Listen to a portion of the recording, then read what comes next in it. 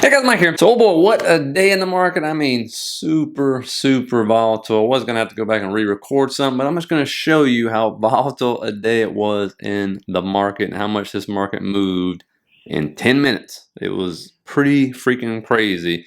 And we're going to go into what to expect tomorrow because we're talking about huge announcements coming before the market opens, after the market opens. I mean, it is going to be a crazy swinging type of day. And it could be one of those days where, plus 3%, minus 3%, type of deals, and I'm exaggerating, but it could be one of those type of days because of the stuff that's hitting tomorrow. I mean, it is red folder news mania, and even one of the announcements isn't red folder news, but it's going to affect the markets, no doubt about it. Now, understanding what happened here today, you saw some news come out you might not be aware of. It's red folder news, and it's called the Employment Cost Index. Hit pre-market. Ended up being at 1.2% quarter-over-quarter versus 1% estimate, which means it came in hot. This is what we spend on employees and stuff, right? Their benefits, things of this nature. You see a big spike there. It was, trending down. Okay, that's good for inflation and things. You can see right here. This is total compensation of private industry workers change year over year. You can see where we were, where we're at now, and what is normal, right? So we're still way above that. So, of course, when it came in hot, what does that mean? That's usually not good for the inflation fight. So what do yields do? They spike. See you later. There goes the 10-year. What does the dollar end up doing? It ends up spiking too. Okay, anything to do with inflation being hot and all this other stuff, these two are going to spike. What does that mean for equities? Not really that good, to be honest with you, even though equities were somewhat holding up okay until we got more economic news out. But again, what does this affect also? U.S. oil, right? U.S. oil is going to go down.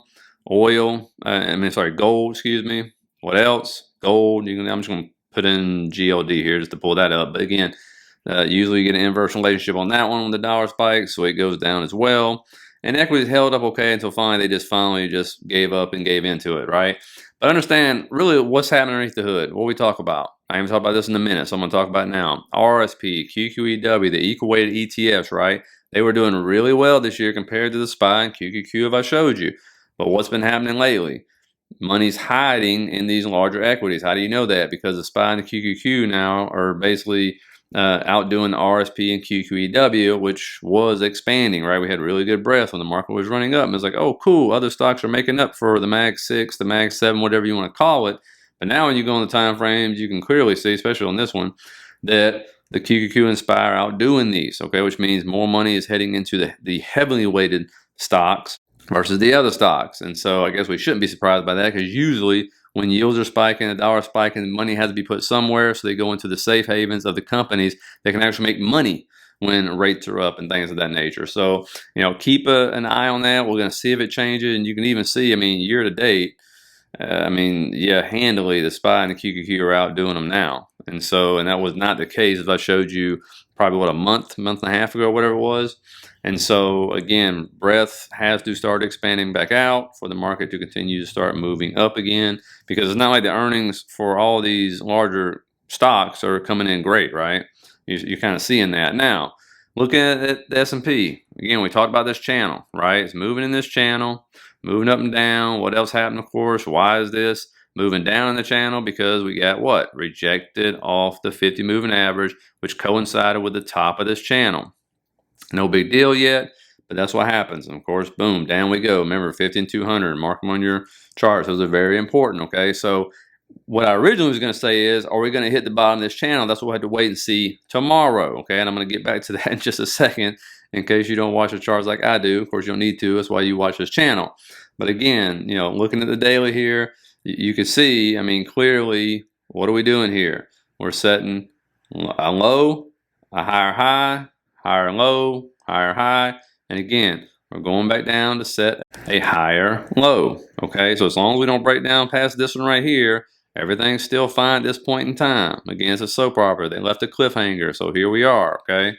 Now, looking at the weekly expected range, as you can see, we're down towards the lower range right there. This is a 3% window they expect to move in. So we got plenty of room to the upside, and we got very little room to the downside. Doesn't mean we can't break it. We've done it before. When you get major sell-offs, That's what happens. But again, almost 70% of the time we end the week in these ranges. And with all these announcements we got coming out, it's going to be interesting. Now, this is what I was talking about. This is the last 10 minutes of the market, 0.63%. So we did hit the bottom of that channel in the last 10 minutes. I try to start recording about 20 minutes out. And that's crazy. I mean, that's not obviously, normal, right? And there it is. So we actually did hit the bottom of the channel. Now we get to see if we're going to bounce or not. And a lot of this will have to do with these announcements I'm talking about and all this red folder news I'm going to show you. Now, I'm looking out more long-termish here. This is a weekly chart. This is your stochastic RSI. If you notice, you do not get many bullish crosses per year. Okay, if you look at that in 2023, what'd you have? 3, 1 right there, 1 fake out, and then 1 at the bottom. 3. We're basically getting our first one of 2024, and we're almost in May. Okay, so this doesn't happen very often, but you can see when you do get the bullish cross, you actually can get a move up. Now, if it's going to be a fake out and turn down, that's what we're going to have to find out. Again, a lot of this news is going to tell us which direction we're going. And, when you look, so I'm saying watch stochastic, again, it could be a fake out and we stay in here for a little while, sell down even farther before getting to move up.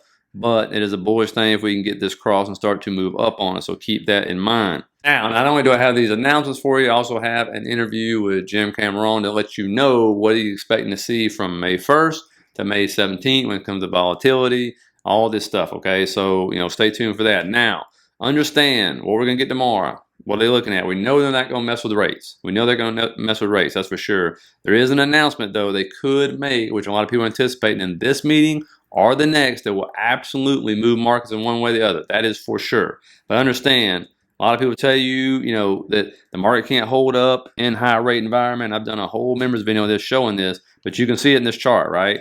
We do rate increases, the market still goes up. It may be volatile, but it does it, okay? Until eventually something will break. Now, you can see right here, again, we raise rates, market still goes up, we get volatile. Right there was the taper tantrum, had to do with the balance sheet, which we're getting ready to talk about, okay?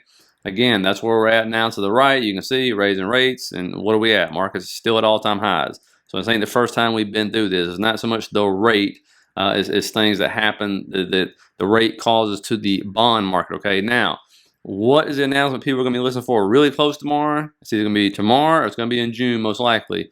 We're going to find out. It's about the balance sheet runoff. They can actually sit here, and they have hinted at this. Jerome Powell talked about this, how they might cut back their balance sheet roll-off on their bonds by 50%. You don't think the market's going to like hearing that? Because that's going to help stabilize what? Making sure that the bond market stays stabilized, taking pressure off the bond market, right? That, as far as the market is concerned, that's liquidity or whatever you want, whatever they want to look at it as, whatever they want to cause it.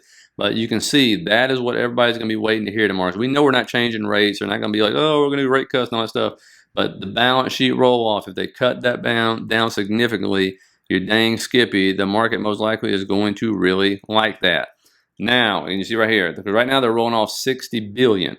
They can cut that to 30 billion. That's what JP Morgan thinks. That's what we're going to have to find out. Again, the Fed has already hinted at this in one of the last meetings. We just got to wait and see what they're going to say.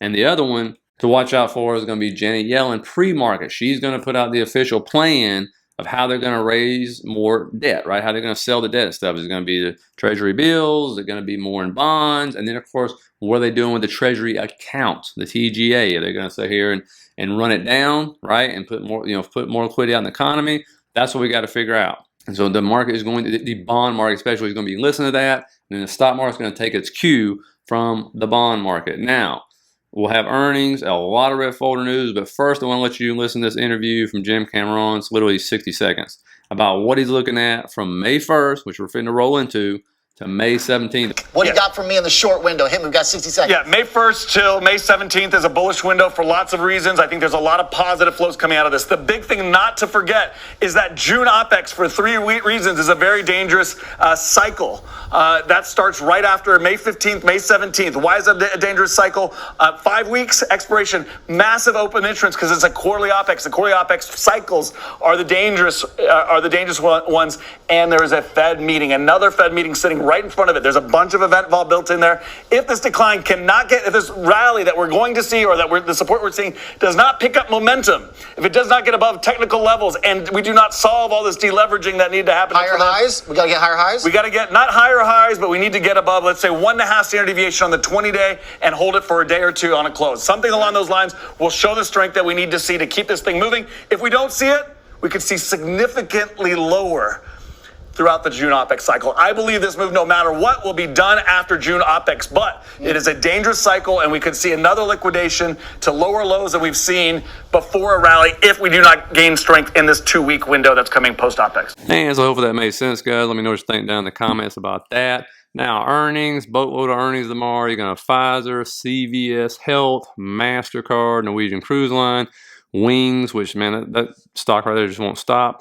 Kraft Heinz, Marriott in the afternoon, Qualcomm, Devon Energy, Paycom, Fastly, Etsy.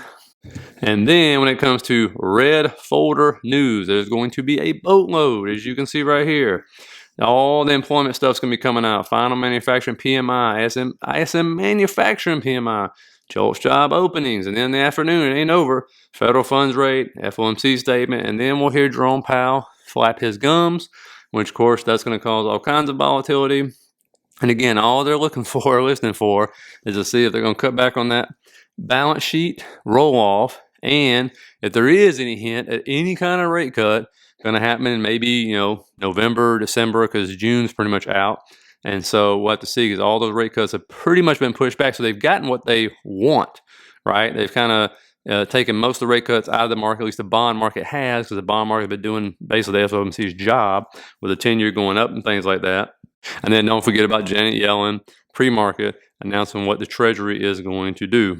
So anyway, buckle up, get ready for a good one. And again, we got a lot more red folder news this week, which is going to affect the markets as well. But tomorrow is just loaded. I can't even remember the last time we have this much stuff going on in actually one day. So let me know your predictions tomorrow, what you think is going to happen, how you think the market is going to react after a nice big sell-off today. So anyway, have a good one, guys, and I'll see you tomorrow.